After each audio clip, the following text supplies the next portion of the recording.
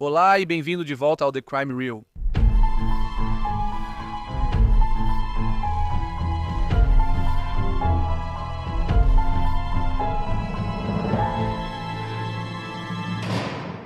Hoje vamos analisar uma história de crime real que sempre me fascinou. Uma que envolve jogos de azar da alta sociedade, abuso, assassinato, desaparecimento e possíveis novas identidades. Um crime que, pelo menos em parte, é considerado resolvido, mas que ainda permanece cercado de teorias e conspirações. Esta é a história da vida do sétimo Conde de Lucan e do assassinato de Sandra Rivet. Sem dúvida, uma história incomum e trágica. Com minha pesquisa, desenvolvi teorias sobre o que ocorreu após 7 de novembro de 1974, mas eu adoraria ouvir seus pensamentos e opiniões na seção de comentários abaixo. Então vamos dar uma olhada na vida do sétimo Conde de Lucan, mais conhecido como Lord Lucan Ricardo João Bingham, que usava seu nome do meio, João. Nascido em 18 de dezembro de 1934, João era o segundo filho de George Bingham, o sexto Conde de Lucan, e sua esposa, Caitlin Dawson. Como filho mais velho da família, João seria aquele que herdaria os títulos do pai e se tornaria o sétimo Conde de Lucan, após a morte do pai, quando tinha apenas 5 anos de idade. João foi evacuado para o país de Gales com sua irmã Jane devido ao início da Segunda Guerra Mundial. No ano seguinte, junto com seus irmãos mais novos, Sylvia e Hugo, João e Jane foram levados para Toronto, no Canadá, e depois para Nova York. Pelos próximos 5 anos, eles viveram com a multimilionária Marcia Brady Tucker. João frequentou a exclusiva escola Harvey em Nova York e passava seus verões em um acampamento nas montanhas Adirondack. Nos Estados Unidos, João e seus irmãos viveram com luxo e sem necessidades. Ao retornarem à Inglaterra em fevereiro de 1945, ficaram chocados com a realidade de viver na Grã-Bretanha durante a guerra. O racionamento continuava. A antiga casa deles em Cheyne Walk havia sido bombardeada e a casa da família, no número 22 da Eaton Square, teve as janelas destruídas. Quando adolescente, João estudou no colégio Eton, em Windsor, e foi lá que começou sua obsessão vitalícia pelo jogo. Ele complementava sua mesada com a renda das apostas, depositando seus ganhos em uma conta bancária secreta, e frequentemente escapava do colégio para assistir às corridas de cavalos. Ele deixou Eton em 1953 para cumprir o serviço militar obrigatório e, quando estava estacionado em Krefeld, na Alemanha Ocidental, tornou-se um ávido jogador de pôquer. John deixou o exército em 1954, assumindo um emprego na William Brand Sons Co., um banco mercantil com sede em Londres, com um salário anual de 500 libras esterlinas, que era um bom salário na época. Para a época, era muito pouco para um homem que frequentemente ganhava ou perdia milhares de libras quando apostava. John tornou-se um apostador regular e um dos primeiros membros do grupo exclusivo de ricos apostadores britânicos do Claremont Club, em Mayfair, Londres, que foi fundado por John Aspinall. Outros membros incluíam o bilionário empresário James Goldsmith e Stephen Raphael, um rico corretor de ações que também era um habilidoso jogador de gamão. Esses homens levavam um estilo de vida playboy, com Stephen, Rafael e John frequentemente passando férias juntos nas Bahamas, onde passavam o tempo esquiando na água, jogando golfe e apostando em partidas de gamão e pôquer. John frequentemente vencia em jogos de habilidade e chegou a estar entre os 10 melhores competidores de gamão do mundo. No entanto, ele também acumulou enormes perdas enquanto apostava. Certa vez, ele perdeu 8.000 libras, quase 2/3 de sua renda anual de fundos familiares. Em outra, perdeu 10.000 libras em um cassino. Seu tio, por afinidade, o corretor de ações John Bevan, lhe emprestou o dinheiro para quitar essa dívida específica depois que um colega foi promovido antes dele, e John tinha acabado de ganhar 26.000 libras. Jogando chemin de fer, ele pediu demissão do emprego, dizendo: "Por que eu deveria trabalhar em um banco se posso ganhar o dinheiro de um ano em uma única noite nas mesas?" Após sua demissão, John passou um tempo viajando para os Estados Unidos, onde jogou golfe, competiu em corridas de lanchas e dirigiu seu Aston Martin pela costa oeste. Ao retornar para a Inglaterra, John saiu da casa dos pais em St. John's Wood e se mudou para um apartamento em Park Crescent. Em 1963, ele conheceu Veronica Duncan, que se tornaria sua esposa. Veronica morava em um apartamento em Londres com sua irmã Christina. Christina se casou com o rico William Shand Kidd, que era meio-irmão de Peter Shand Kidd, o padrasto de Diana Spencer, que mais tarde se tornaria Diana, princesa de Gales. Com o casamento de Christina, Veronica conheceu a alta sociedade londrina e encontrou John pela primeira vez em um evento de golfe no interior. Em poucos meses, John pediu Veronica em casamento e o noivado saiu no The Times e Daily Telegraph em 14 de outubro de 1963. Eles se casaram no mês seguinte, em 20 de novembro, na Igreja da Santíssima Trindade, em Brompton. Embora a cerimônia tenha contado com a presença da princesa Alice, condessa de Athlone, poucos outros membros proeminentes da alta sociedade compareceram. O casal passou a lua de mel na Europa, viajando de primeira classe no Expresso do Oriente. Após o casamento, John recebeu um dote de casamento de seu pai. É uma quantia para financiar uma casa maior à família Lucan e futuros membros. No entanto, esse dinheiro foi usado em parte para pagar alguns dos muitos credores de John. O restante foi usado para a compra. 46 Lower Belgrave Street, em Belgravia. No dia 21 de janeiro de 1964, apenas 2 meses após o casamento de John e Veronica, o pai de John sofreu um derrame e morreu. Além de uma herança estimada em 250 mil, John também adquiriu os títulos de seu pai, tornando-se Conde de Lucan, Barão Lucan de Castlebar, Barão Bingham de Malcolm Bingham e Baronet Bingham de Castlebar. A esposa de John, Veronica, tornou-se a Condessa de Lucan, com essa herança. O casal deveria estar financeiramente seguro para o resto da vida, mas, infelizmente, o vício de John em jogos de azar fez com que fosse diferente. John e Veronica tiveram 3 filhos juntos. Francis, nascido em outubro de 1964, George, que nasceu 3 anos depois, e Camila, que nasceu em junho de 1970. Eles contrataram uma babá, Lillian Jenkins, para ajudar a cuidar das crianças. O casal levava um estilo de vida luxuoso e tinha muitos amigos. John era extremamente extravagante.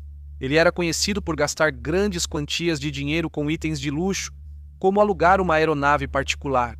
Para levar seus amigos às corridas, conseguia um Aston Martin conversível, bebia vodka russa cara e participava de corridas de lanchas. Em setembro de 1966, ele fez um teste de tela sem sucesso para um papel em Mulher vezes 7, mas ele recusou uma oferta posterior do produtor de cinema Albert R. Broccoli para fazer um teste de tela para o papel de James Bond. Sem um emprego fixo, John costumava dormir até tarde antes de almoçar no Clube Claremont, o que geralmente era seguido por partidas de gamão à tarde. Voltando para casa para trocar de roupa e vestir um smoking, ele normalmente passava o resto do dia no Claremont, apostando até altas horas, às vezes observado por Veronica, a quem ele tentava ensinar sobre jogos de azar.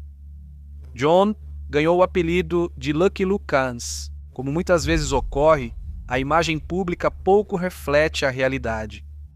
Na verdade, ele era bem azarado, pois perdia muito mais do que ganhava. Em 1968, só o interesse dele por cavalos puro-sangue fez com que ele pagasse muito mais em taxas de inscrição em corridas do que realmente recebeu em prêmios.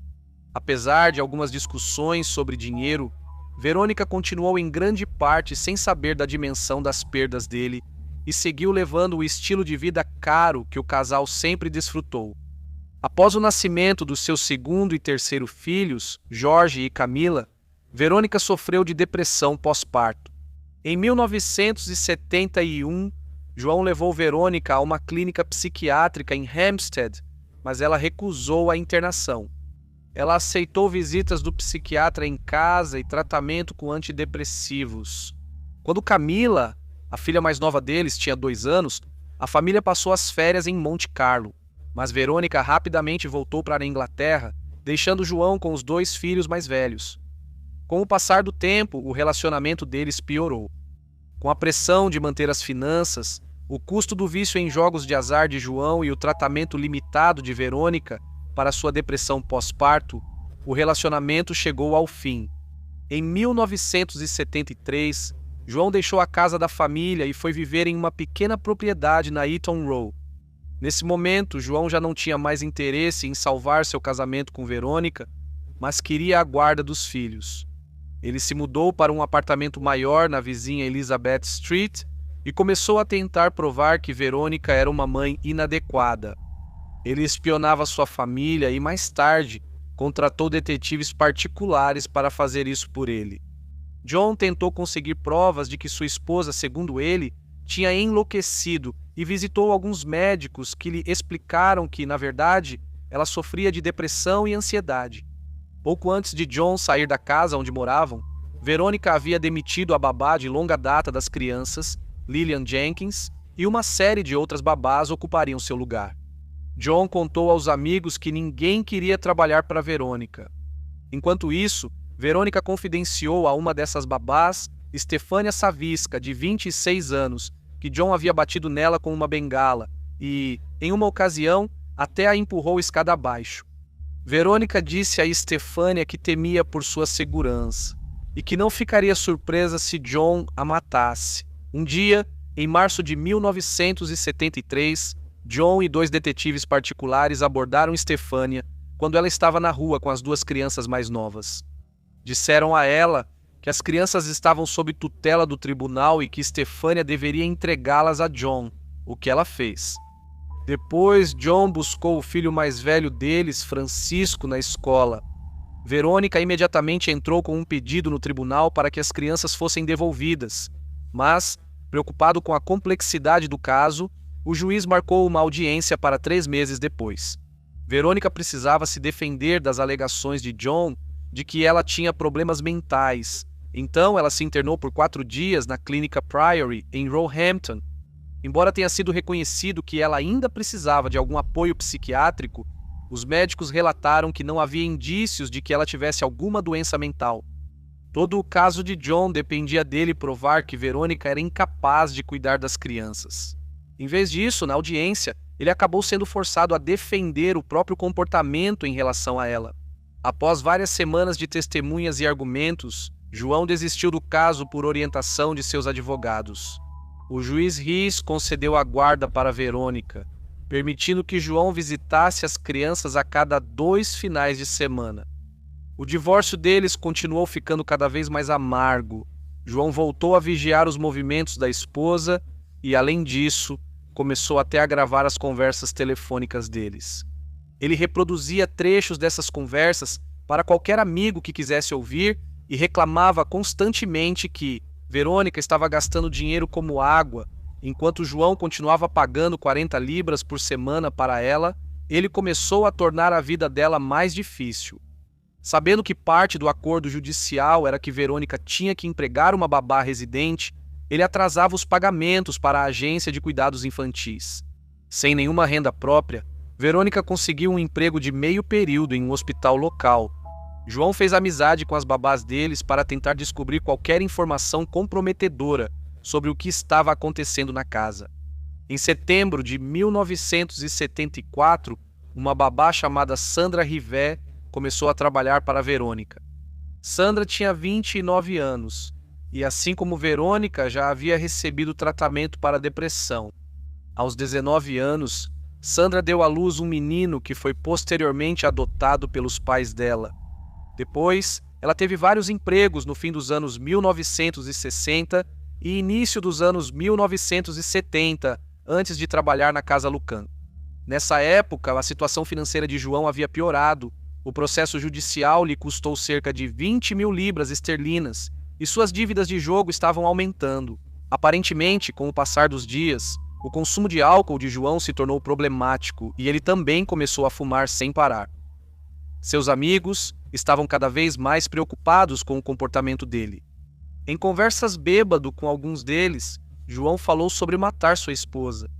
Ele estava desesperado por dinheiro e começou a pedir empréstimos às pessoas ao seu redor para sustentar seu vício em jogos de azar.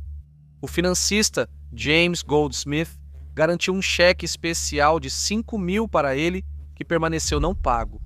Ele pegou 4.000 libras emprestados de sua mãe, suas 4 contas bancárias estavam no vermelho e ele estava tomando empréstimos contra os fundos fiduciários da família.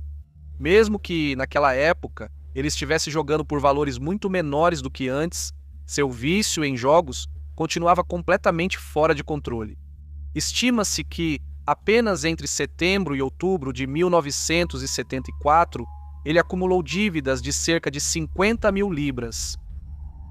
Apesar do aumento dos problemas financeiros desde outubro de 1974, a postura de John parecia ter melhorado. Um amigo próximo, John Wilbraham, comentou que John parecia finalmente ter aceitado o fato de que não teria a guarda dos filhos.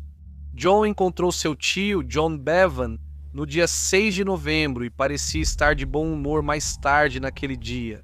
Ele encontrou Charlotte Andrina Colquhoun, de 21 anos, que disse que ele parecia muito feliz, apenas como de costume, e não havia nada que sugerisse que ele estava preocupado ou deprimido. Parece que John estava de volta ao seu antigo eu. No entanto, como costuma acontecer, as aparências podem enganar. Na época, os cassinos da Inglaterra só podiam abrir entre 14h e 4h da manhã.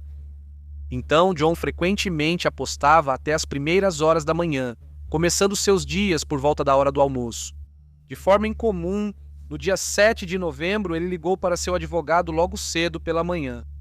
Ele tinha 2 reuniões marcadas no Clermont naquela tarde, mas não compareceu a nenhuma delas.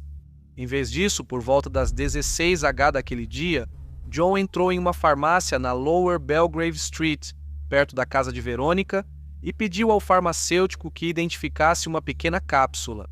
Descobriu-se que a cápsula era Limbitrol 5, um medicamento usado para o tratamento de ansiedade e depressão. Por volta das 18h30 daquela noite, John se encontrou com o agente literário Michael Hicks Beach, pois queria a ajuda de Michael com um artigo sobre jogos de azar que lhe haviam pedido para escrever para uma revista da Universidade de Oxford. John levou Michael para casa às 20h naquela noite. Mas ele não estava em seu habitual Mercedes-Benz, e sim em um Ford Corsair velho, escuro e surrado, que havia pegado emprestado de um amigo algumas semanas antes.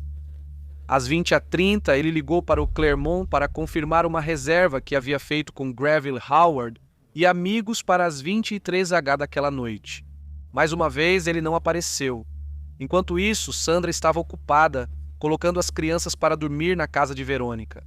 Sandra normalmente teria as noites de quinta-feira de folga para ver seu namorado, mas ela o tinha visto na noite anterior. Então, nesta quinta-feira, ela estava trabalhando. Depois de colocar as crianças mais novas para dormir, Sandra perguntou a Verônica se ela gostaria de uma xícara de chá antes de descer para a cozinha no porão para preparar uma. Depois de esperar um pouco pela volta de Sandra, Verônica decidiu ir ver o que estava causando a demora. Quando chamou por Sandra do topo das escadas do porão, Verônica foi atacada enquanto gritava por sua vida. Seu agressor mandou ela calar a boca, e foi nesse momento que percebeu que quem a atacava era seu marido separado. Os dois continuaram a lutar. Ela mordeu os dedos dele, e quando ele a jogou de bruços no carpete, ela conseguiu se virar e apertar os testículos dele. Isso fez com que ele soltasse o pescoço dela e desistisse da luta. Verônica perguntou a João onde Sandra estava e, embora ele tenha evitado a pergunta no início, acabou admitindo que a havia matado. Apavorada, Verônica disse a ele que poderia ajudá-lo a fugir, mas somente se ele permanecesse na casa por alguns dias para que seus ferimentos visíveis pudessem cicatrizar. Quando João se afastou momentaneamente de Verônica para pegar uma toalha molhada e limpar seus ferimentos, Verônica viu sua chance de escapar. Ela correu para fora e foi a um bar próximo. Os braços do encanador pediam socorro e as autoridades foram chamadas. A polícia invadiu a casa de Verônica, onde descobriram o corpo de Sandra. João havia desaparecido. Verônica foi levada de ambulância para o Hospital St. George quando o detetive-chefe superintendente Roy Ransom chegou ao local. Foi observado que não havia sinal de arrombamento, exceto onde a porta da frente foi arrombada pelos 2 primeiros policiais que chegaram à casa. A área ao redor do topo da escada do porão estava fortemente manchada de sangue e um cano de chumbo ensanguentado estava no chão. Quadros pendurados nas paredes da escada estavam tortos e um corrimão de metal estava danificado ao pé da escada. 2 xícaras e pires estavam em uma poça de sangue, e perto disso o corpo de Sandra foi encontrado em um saco de lona. Foi observado que o lustre no pé da escada estava sem a lâmpada, que havia sido colocada em uma cadeira próxima. Sangue também foi encontrado em várias folhas no Jardim dos Fundos. O apartamento de João foi revistado e sua mãe foi entrevistada. Ela confirmou que ele a ligou entre 22h30 e 23h naquela noite e pediu que ela buscasse seus filhos na casa de Verônica devido a uma terrível catástrofe que havia ocorrido. Ele explicou para sua mãe que havia passado de carro pela casa mais cedo naquela noite e viu Verônica brigando com um homem no porão. Ele entrou na propriedade e encontrou sua esposa gritando. No apartamento de João, a polícia encontrou um terno e uma camisa dispostos na cama, ao lado de um livro sobre milionários da navegação grega. Sua carteira, chaves do carro, dinheiro, carteira de motorista, lenço e óculos estavam na mesa de cabeceira. Seu passaporte foi encontrado em uma gaveta e seu Mercedes-Benz azul estava estacionado do lado de fora. O motor estava frio e a bateria descarregada. O detetive superintendente-chefe então visitou Verônica no Hospital St. George. Embora estivesse fortemente sedada, ela conseguiu descrever o que havia acontecido com ela. Mais tarde foi constatado que João pode ter chegado à casa de Madalena Florman, mãe de uma de suas filhas mais velhas. Amigas de escola de Francis que viviam na Praça Chester. Em algum momento, entre 22h e 22h30 daquela noite, Madalena estava sozinha em casa e, por isso, ignorou quando alguém bateu à porta tão tarde da noite. Pouco depois, ela recebeu uma ligação telefônica incoerente na qual desligou o telefone. Manchas de sangue foram encontradas na soleira da porta, misturando os tipos sanguíneos A e B de Verônica e Sandra. No exame post-mortem de Sandra, constatou-se que ela foi morta com um cano de chumbo achado na cena do crime. O corpo dela foi colocado no saco de lona após sua morte. Com João ainda desaparecido, sua descrição foi enviada às forças policiais do país. Jornais e emissoras de televisão divulgaram que João era procurado pela polícia para interrogatório. A polícia descobriu que João viajou para Uckfield, em East Sussex, a cerca de 64 quilômetros usando o carro emprestado. Ele chegou lá algumas horas após o assassinato e conversou com seus amigos Ian e Susan Maxwell Scott. Enquanto estava lá, João escreveu 2 cartas para seu cunhado, Bill Shand Kidd, que foram enviadas para o endereço de Bill em Londres. Ian ligou para Bill em sua casa de campo, que ficava perto de Leighton Buzzard, em Bedfordshire, para informá-lo sobre as cartas. Bill imediatamente foi de carro para Londres para buscá-las. Depois de lê-las e notar que estavam manchadas de sangue, ele as levou até o detetive-chefe superintendente Ransom. A primeira carta dizia o seguinte: Querido Bill, as circunstâncias mais horríveis surgiram esta noite, que descrevi brevemente para minha mãe. Quando interrompi a briga na Lower Belgrave Street e o homem foi embora, Verônica me acusou de tê-lo contratado. Levei ela para o andar de cima, mandei Francisco para a cama e tentei limpá-la. Ela ficou quieta por um tempo e, quando eu estava no banheiro, saiu de casa. As evidências circunstanciais contra mim são fortes, já que Verônica vai dizer que foi tudo culpa minha. Eu também vou ficar quieto por um tempo. Mas eu só me preocupo com as crianças. Se você conseguir, quero que elas morem com você. Os curadores Coates, St. Martin's Lane, o Sr. Wall, vai cuidar das mensalidades da escola. Verônica já demonstrou seu ódio por mim no passado e faria qualquer coisa para me ver acusado. Para Jorge e Francisco passarem a vida sabendo que o pai deles esteve no banco dos réus por tentativa de assassinato seria demais. Quando eles forem grandes o suficiente para entender, explique a eles sobre o sonho de paranoia e cuide deles. Sempre seu, João. e a segunda carta tratava dos assuntos financeiros de João. Haverá um leilão na Christie's em 27 de novembro para quitar saldos devedores no banco? Por favor, acerte os valores mínimos com Tom Craig e os rendimentos irão para o Lloyds. 6 Palmer Coutts 59, Strand Net, agência West Bloomsbury, que também possui uma apólice de vida Equity and Law. Os outros credores podem esperar por enquanto. Assinado, Sorte.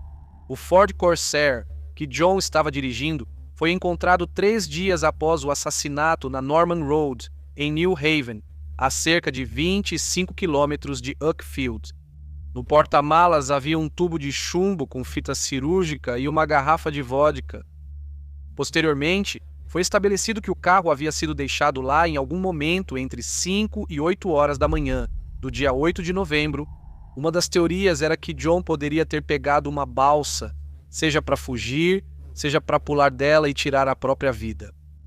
O proprietário do Ford Corsair, Michael Stoop, também recebeu uma carta de John. Esta carta dizia: "Meu caro Michael, tive uma noite traumática de coincidências inacreditáveis. No entanto, não vou te entediar com nada nem te envolver, exceto para dizer que, quando você encontrar meus filhos, o que espero que aconteça. Por favor, diga a eles que você me conheceu e que tudo o que me importava eram eles. O fato de um advogado corrupto e um psiquiatra podre terem me destruído juntos não terá importância para as crianças. Eu contei ao Bill Sankid o que realmente aconteceu, mas, pelo meu último esforço no tribunal, ninguém, muito menos um juiz de 67 anos, acreditaria. Não me importo mais, só quero meus filhos protegidos. Sempre seu?" João Miguel jogou o envelope fora antes que ele fosse entregue à polícia e uma busca com cães farejadores foi realizada.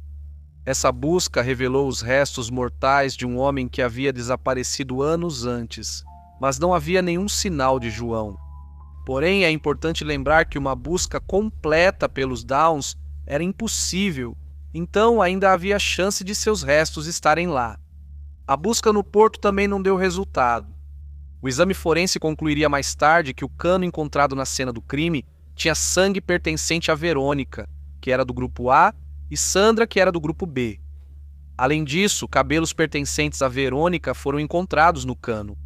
O cano encontrado no carro não tinha nenhum vestígio de sangue ou cabelo. Embora se presumisse que os 2 canos haviam sido cortados de um mesmo pedaço maior de tubo, isso não pôde ser comprovado de forma conclusiva. O sangue nas cartas foi entendido como sendo das 2 mulheres. Encontraram sangue no carro, que novamente se acreditava ser uma mistura de Verônica e Sandra. Além disso, cabelos parecidos com os de Verônica foram achados no carro. O crime virou manchete de capa no Reino Unido com títulos como Corpo em Saco, Condessa, Sai Correndo, Gritando e Assassinato em Belgrávia, Conde Procurado. À medida que a investigação avançava, a relação entre o círculo social de João e a polícia metropolitana ficou cada vez mais tensa, com alguns policiais reclamando que a máfia de Eton estava trabalhando contra eles. Reuniões frequentadas pelos amigos ricos de João, incluindo João Aspinall, seu cunhado Bill Shandkid, Dominic Elwes, um artista que era um dos amigos mais próximos de João, e Stephen Rafael, o corretor de ações de João. Essas reuniões eram realizadas no Claremont após o desaparecimento dele. Os envolvidos disseram que eram apenas conversas entre amigos preocupados. Dominic Elwes visitou Verônica no hospital e, segundo relatos, ficou muito chocado com sua aparência e depoimento.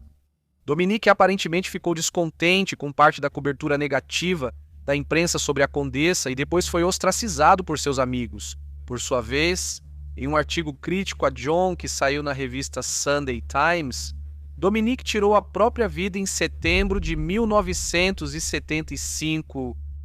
Susan Maxwell Scott, última a ver John, foi questionada sobre o motivo. Demorou tanto para ela informar a polícia que John a havia visitado. Na noite do assassinato, ela afirmou que não tinha visto nenhum jornal ou noticiário de televisão, nem ouvido transmissões de rádio que pudessem tê-la alertado sobre a importância dessa visita. Quando perguntaram à mãe de John Aspinall, Lady Osborne, se tinha informações sobre ele, ela disse: "A última vez que soube dele, ele estava sendo alimentado aos tigres no zoológico do meu filho." A declaração fez a polícia revistar a casa e as jaulas dos animais. Ao todo, a polícia revistou 14 casas de campo e propriedades, incluindo Holcombe Hall e o castelo de Warwick, mas, mais uma vez, nenhum vestígio de John foi encontrado. Após vários adiamentos, o inquérito sobre a morte de Sandra começou em junho de 1975. Vários representantes legais estavam presentes, incluindo um advogado contratado em nome de John por sua mãe. 33 testemunhas foram convocadas nos dias seguintes, incluindo Verônica, que foi questionada sobre seu relacionamento com John, o casamento deles e assuntos financeiros. O emprego de Sandra e o que aconteceu na noite do ataque. Sally Blower, que havia tomado o depoimento de Lady Francisca Lucan em 20 de novembro de 1974, leu as palavras da jovem para o tribunal. Francisca ouviu um grito e, alguns minutos depois, viu sua mãe, que tinha sangue no rosto, e seu pai entrarem no quarto. Sua mãe então a mandou para a cama.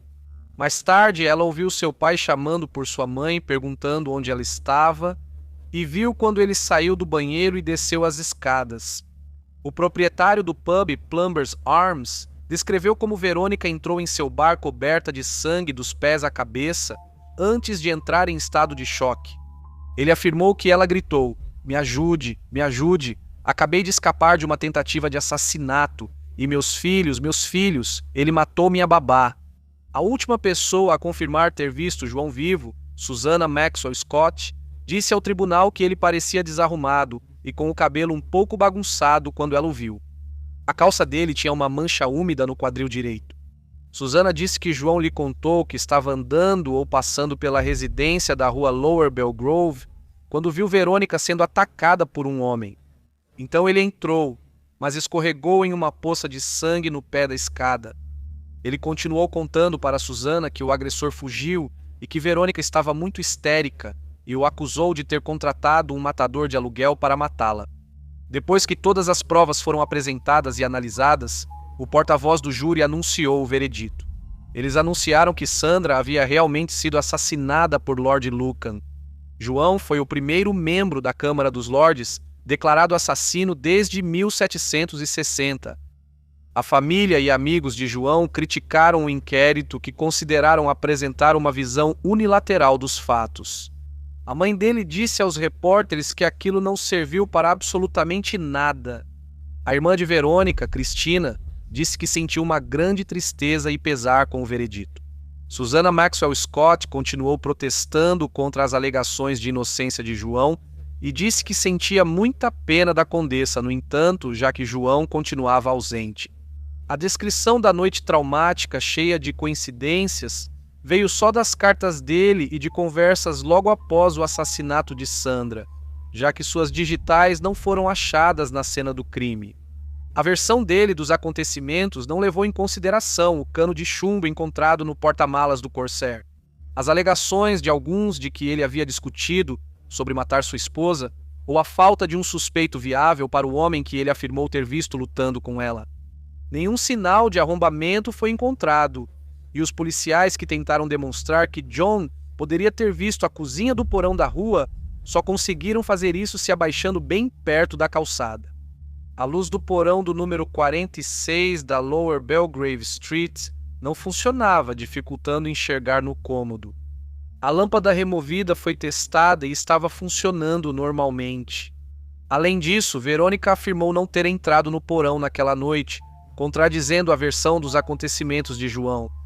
O relato de sua esposa foi apoiado pelo exame forense feito nos respingos de sangue e também nas manchas ao redor da propriedade. Vestígios do sangue de João foram achados no porão, no jardim dos fundos e no saco de lona usado para guardar o corpo de Sandra. Se João estiver certo, pode ter sido por contaminação da cena. A história dele desmorona ao notar que o homem que disse ter visto não podia sair pela porta da frente, pois estava trancada, e a dos fundos dava para um jardim murado sem sinais de fuga. Ao contrário de seus defensores, A imprensa nacional foi quase unânime em sua condenação a João e não hesitou em identificá-lo como o assassino de Sandra. Após o último avistamento confirmado por Susannah Maxwell Smith, o destino de João permanece desconhecido. O desaparecimento dele tem cativado a imaginação do público por décadas. Ele morreu após aquela noite ou fugiu para uma nova vida no exterior? Muitos acreditam que João tirou a própria vida, incluindo o detetive-chefe superintendente Hanson, muitos amigos de João e também Verônica. Depois, o detetive-chefe superintendente Ransom mudou de ideia e disse achar mais provável que João não tivesse tirado a própria vida. Que um afogamento no mar parecia improvável e agora acreditava que João estava no sul da África. Um investigador adicional, 32 anos após o assassinato, disse ao The Telegraph que as evidências apontam para o fato de que Lord Lucan deixou o país e viveu no exterior por vários anos. Susannah Maxwell Scott mais tarde diria ao autor João Pearson que João pode ter sido ajudado a sair do país por financiadores clandestinos antes de ser julgado. Muito grande, um risco, morto e enterrado na Suíça. O executivo de publicidade Jeremias Scott propôs uma teoria semelhante, já que ele conhecia alguns do grupo de Claremont. Ao longo dos anos, houve muitos relatos de avistamentos ao redor do mundo que foram investigados pela polícia. O primeiro relato de avistamento foi em janeiro de 1975, quando João teria sido visto em Melbourne, Austrália. Mais tarde naquele ano foi relatado que ele havia sido visto em Cherbourg e Saint-Malo, na França. Outros avistamentos ocorreram na África do Sul, Moçambique, Bulawaio e Índia. Em 1978, a polícia de Barbados foi acionada pela Scotland Yard para investigar relatos de que um britânico enviava dinheiro para João. Na América do Sul, João Miller, um caçador de recompensas que anteriormente sequestrou o assaltante de trens fugitivo Ronnie Biggs, afirmou ter capturado João em 1982, mas isso foi posteriormente exposto pelo News of the World como sendo uma farsa. João foi declarado morto em 27 de outubro de 1999, porém nenhum atestado de óbito foi emitido, o que significa que seu herdeiro, George Bingham, foi impedido de assumir o título do pai e sua cadeira na Câmara dos Lordes. As aparições e teorias continuaram. Em 2007, a polícia recebeu relatos de que João vivia em um carro na Nova Zelândia. E 2 anos depois, uma investigação da British Broadcasting Corporation sugeriu que João pode ter feito uma cirurgia plástica após o assassinato. O irmão de João, Hugo Bingham, disse em 2012 que tinha certeza de que João havia fugido para a África após o assassinato. Em 2016, Philippe Mark, um corretor de ações rico de 73 anos, que conhecia bem João por causa do amor mútuo pelo jogo, decidiu que era hora de contar sua verdade sobre o desaparecimento. Philippe afirmou que, anos antes, tinha sido informado por Estevão Rafael, que era o corretor de ações de João, que João havia viajado para um zoológico particular em Kent nas primeiras horas do dia seguinte ao assassinato. O zoológico pertencia a João Aspinall, o fundador do Clube Clermont. Lá, João, Estevão e outros amigos tiveram uma discussão sobre o que deveria acontecer a seguir. Era inevitável que ele perdesse o contato com seus filhos. Verônica ficaria com a guarda total e, então, ela também teria acesso ao fundo fiduciário da família. Para evitar que isso acontecesse, João precisaria desaparecer completamente, sem que houvesse um corpo como prova de morte. O inventário não seria concedido sobre seus bens por pelo menos 7 anos, tempo suficiente para que seu filho mais velho pudesse assumir o controle de seus assuntos. Philippe continuou afirmando que lhe disseram que uma pistola foi oferecida a Lucan, que a pegou, entrou sozinho em um cômodo e tirou a própria vida. O corpo de João foi dado a um dos tigres de Aspinall, um método grotesco, mas eficaz de se livrar do cadáver. Em 2020, houve um avistamento na Austrália. Um aposentado dos subúrbios de Brisbane teria sido identificado como João. Segundo o professor Hassan Ugael, um dos principais cientistas da computação, o professor afirmou que a tecnologia de reconhecimento facial de última geração havia fornecido uma identificação positiva. O homem, que morava em uma comunidade budista nos arredores de Brisbane, foi encontrado por Neil Berryman, filho de Sandra. Após o assassinato, Verônica viciou-se em remédios controlados e seus filhos ficaram sob os cuidados dos sogros, os Shandy. Verônica permaneceu permanentemente afastada de seus filhos. Em 26 de setembro de 2017, aos 80 anos, ela tirou a própria vida por acreditar que tinha Parkinson não diagnosticado, segundo seu testamento. Ela doou todo o dinheiro ao abrigo de caridade devido à falta de boas maneiras dos filhos, com quem não falava desde os anos 1980. O filho de George John finalmente se tornou o 8º Conde de Lucan, em fevereiro de 2016, após algumas mudanças na legislação relacionada a pessoas presumidas mortas. George e sua irmã Camila não acreditavam que o pai fosse responsável pela morte de Sandra, segundo o artigo de Laura Thompson. Em 2024 surgiu uma teoria, considerada por alguns conhecidos, de que foi Verônica quem matou Sandra e, posteriormente, incriminou seu marido. Tais acusações foram agravadas por alegações sobre o estado mental de Verônica e pelo fato de que o sangue dela, assim como o de Sandra, estava presente na cena do crime. No inquérito anterior, um médico testemunhou que era possível, embora muito improvável, que os ferimentos na cabeça de Verônica pudessem ter sido auto-infligidos. Outra teoria, e talvez uma das mais extravagantes, é que tanto John quanto Sandra foram assassinados pelo ator, político e fisiculturista Arnold Schwarzenegger. Aparentemente, Arnold estava morando em Forest Green, Londres, na época do desaparecimento de John, e trabalhava como cobrador para arrecadar dinheiro para financiar sua mudança para os Estados Unidos. Essa teoria afirma que Arnold foi contratado por John para matar Verônica, mas quando Arnold supostamente matou a mulher errada, John tentou terminar o serviço matando Verônica ele mesmo. Para encobrir seu erro, alega-se que Arnold então matou John e enterrou seu corpo, levando ao mistério de décadas com o qual lidamos hoje. Então, o que você acha que aconteceu em 7 de novembro de 1974? Você acha que John matou Sandra ou foi incriminado por sua esposa, Verônica? Você acha que houve uma terceira pessoa envolvida? O que acredita que aconteceu com John após aquela noite? Ele morreu tirando a própria vida em New Haven, Downs ou no Canal da Mancha? Ou acabou sendo dado de comer para um tigre no zoológico Aspinall? Talvez você acredite que sua rede de amigos ricos o ajudou a desaparecer e começar uma nova vida? Ou será que ele se tornou um constrangimento para sua classe da alta sociedade e acabou sendo assassinado por causa disso? Talvez John simplesmente tenha desaparecido sem qualquer ajuda ou conhecimento das pessoas ao seu redor, e desde então tenha vivido completamente anonimamente. Se ainda vivo, John teria 90 anos. A menos que ele revele algo em seu leito de morte ou que seus restos, ainda não encontrados, sejam finalmente descobertos. Parece muito improvável que algum dia teremos uma resposta para esse mistério, especialmente se Philip Mark estiver realmente certo, e havia um tigre faminto envolvido. Como sempre, eu adoraria ouvir suas teorias na seção de comentários abaixo. O que exatamente aconteceu com John continua sendo um mistério fascinante.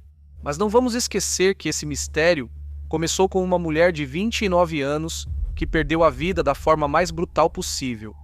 Isso conclui o caso de hoje. Obrigado por ouvir o Crime Real. Fiquem seguros, até logo PST. Outro fato sobre Lord Lucan e sua família. Ele era tataraneto de George Charles Bingham, o 3º Conde de Lucan, que liderou a desastrosa carga da Brigada Ligeira. Muitos anos atrás. Adeus.